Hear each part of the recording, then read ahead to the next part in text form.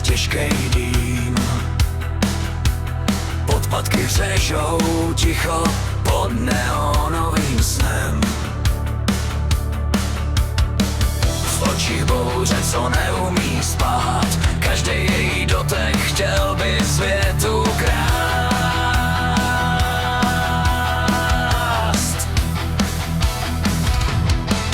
Rty má rudý jak poslední hřích, v kapse pár tajemství a popel z minulých dní.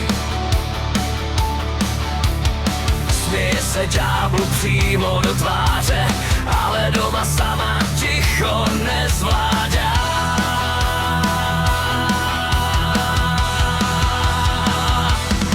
A když déšť smívá všechno špínu měst, pořád slyším její kroky znít.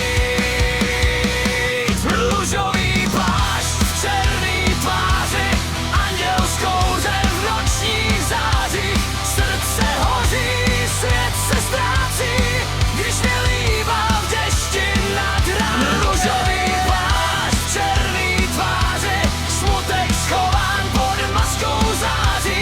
Utíká tmou jak divoký stín a já v ní pořád ještě žiju dál.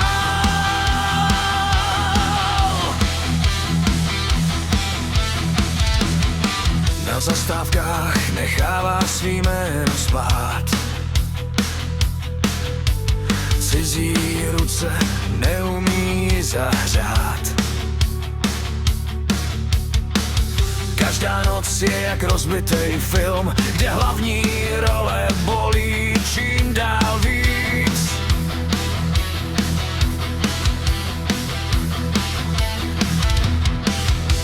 Pod košilí nosí ledovej strach, že jednoho dne zmizí beze stop.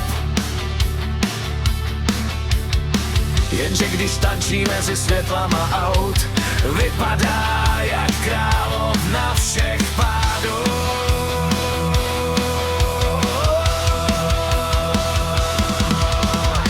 A možná nikdy nebyla svatá, možná je ztracená a prokletá, ale v jejich očích hořel vesmír celej, když šeptala neodcházej.